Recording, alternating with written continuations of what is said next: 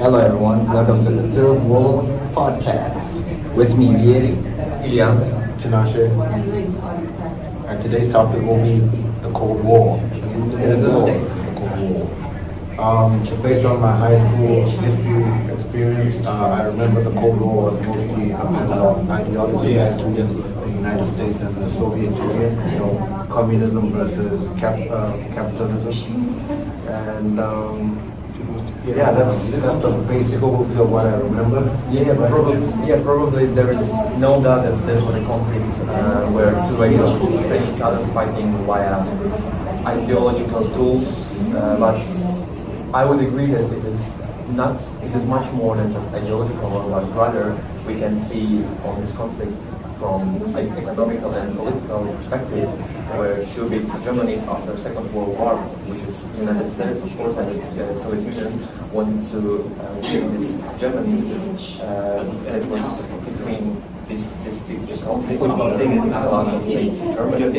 And what I would say is that when there was the Second World War and they had a common enemy, because of course in East Germany, there is no doubt that after having defeated this common enemy, two sides will face each other by trying to win the Germany that is happening in the world.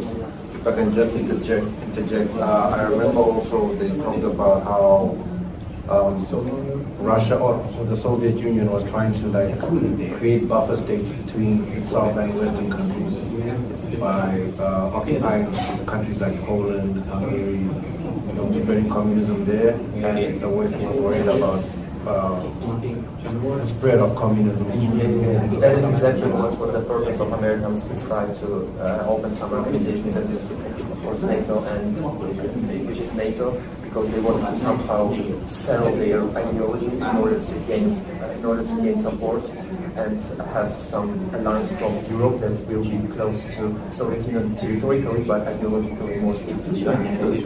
So that was the purpose of Americans, to have some political agendas towards Soviet Union.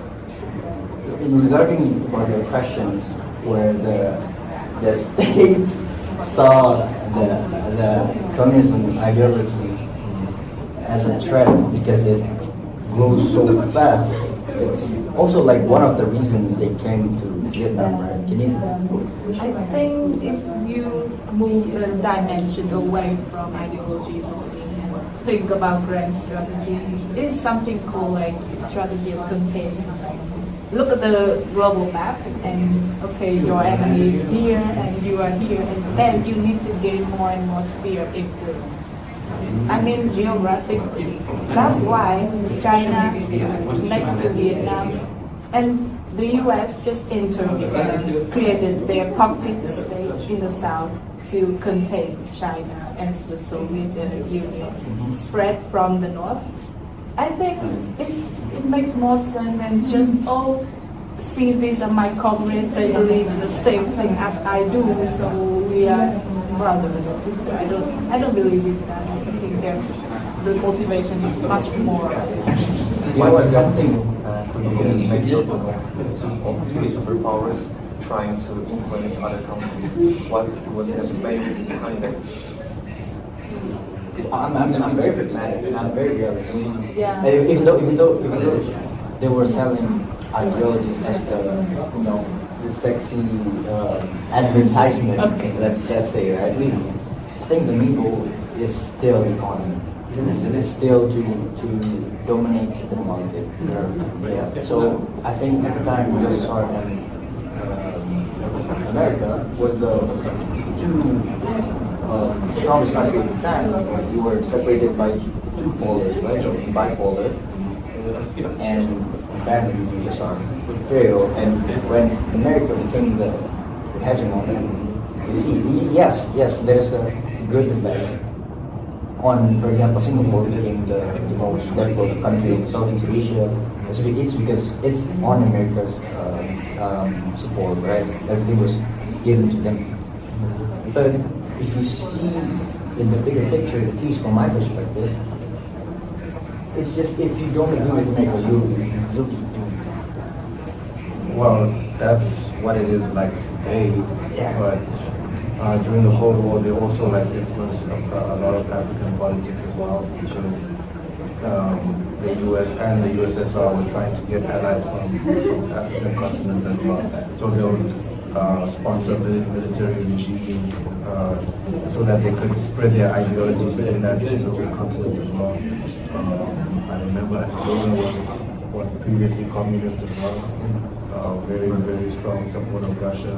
South Africa was anti-communist, but couldn't really join the anti-communism war because of the whole apartheid regime. It seemed hypocritical at the time, so they were affected by that. But there were other African countries as well that were in similar positions, and those effects continue on today.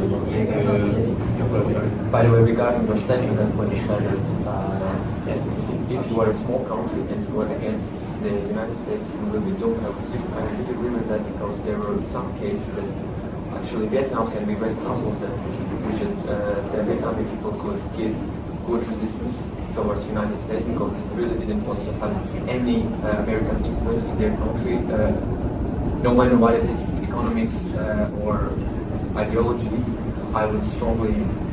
I believe that there are countries that want to own their own politics without having some foreign influence on that.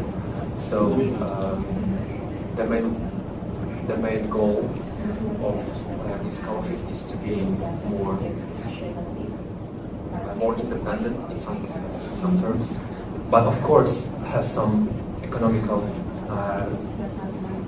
tensions with other countries. Well, I think about that, I don't think that Vietnam wants the US just because we were soft, because we were close to China, the Soviet Union. We got a lot of support from them, economically, politically, diplomatically also. And also like now, even now, as you mentioned that like temporarily, like if you are against the favor of the US, that you will be doomed. But actually, I think last month Vietnam just publicly committed to the one China policy. I'm very against that, but yeah, I mean they're not afraid of the US and the West allies because we are very, very close to China, and China is big enough now. Nowadays China and So do you think this Cold War was between Americans versus or versus Chinese? But look, I'm sorry, but look at Iran. Iran is so interesting case because it tries to be it tries to have less Western dependency in their country, but at the same time they want to be able to be separate from Chinese and the Russians. So they want to become they want to lead their own Persian, Islamic, some politics in Middle East, but. When there are three sides, whether America, China, or Russia, they're trying their best to escape American influence. So that's why they are choosing the best. They're trying to choose the least worst option in the United. So would you guys say there are no positives from the Cold War? There's nothing positive that came out of the Cold War? I wouldn't say that there are no benefits, because in my experience, when I was in my country, I many times heard that from Kyrgyz people that they are really thankful for Americans for winning the Cold War, because many believe that the main reason of Soviet Union collapse was the Cold War, because Cold War ended in 1991, and it's exactly the day when Soviet Union collapsed. Many critics believed that this was the end of communism era in our country. So this generation strongly believes that if not the influence of, if not Americans winning in the Cold War, we could have been living in some point in So in poor period and communism. Or could be like China, like authoritarian state, oppressing people, but rich. That's very the thing that we have covered many historical backgrounds and we should turn to real current day world. Do we have any other cold or proxy war that we today? And if we have, who are the big superpowers? I think Taiwan has. What do you think about it? Yeah, I mean, for the Middle East, it's more complicated than just like pragmatic motivation. But for Taiwan, the motivation is, I think it's more or less, it's more away from the ideological or faith belief dimension. It's more about economic, but some very practical reasons behind. What about Ukraine and Russia? We will offend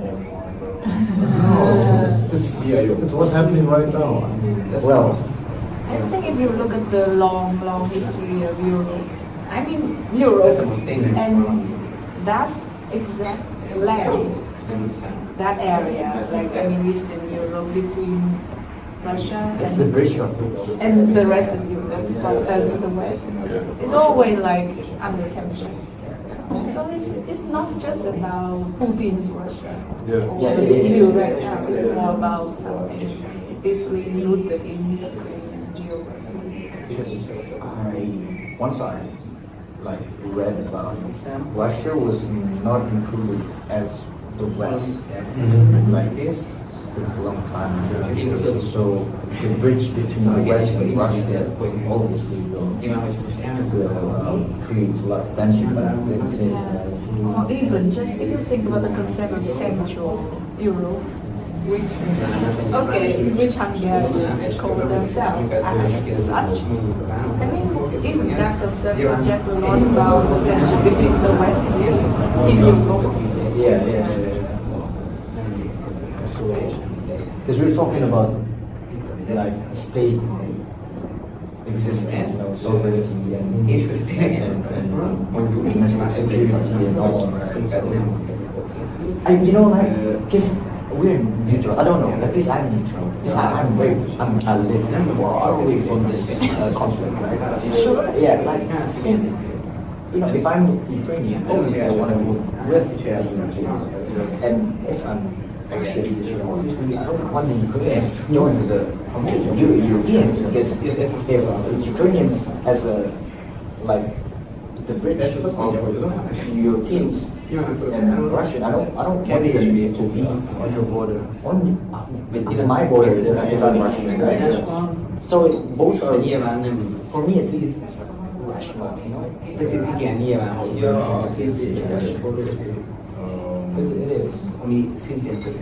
So from our discussion, I can tell that we are more in favor of believing that the Cold War and even the current geopolitical situation now is driven by realistic, practical.